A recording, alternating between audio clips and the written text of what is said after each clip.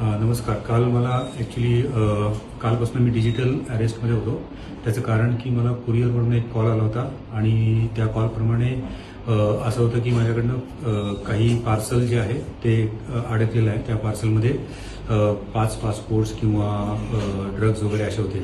So ह्या सगळ्या याच्यामुळे त्यांनी मला व्हेरिफिकेशनसाठी थांबवलं आणि जवळजवळ कालपासून आज संध्याकाळपर्यंत दुपारपर्यंत आम्ही डिजिटल अरेस्टमध्ये होतो. माझ्याबरोबर माझ्या पत्नीलाही त्यामध्ये इन्व्हॉल्व केलं होतं.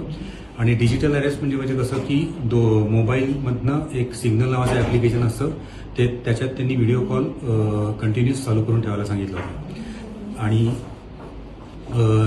नशिबाने मी दुसऱ्या दिवशी जेव्हा त्यांनी माझ्याकडनं फायनान्शियल डिटेल्स मागितले आणि काही फायनान्शियल व्हेरिफिकेशनसाठी तुम्हाला ते ट्रान्सफर करावे लागतील असं सांगितलं, ती शंका आल्यामुळे मी थोडंसं घरी तो विषय मांडला त्यांच्या अपरोक्ष म्हणजे.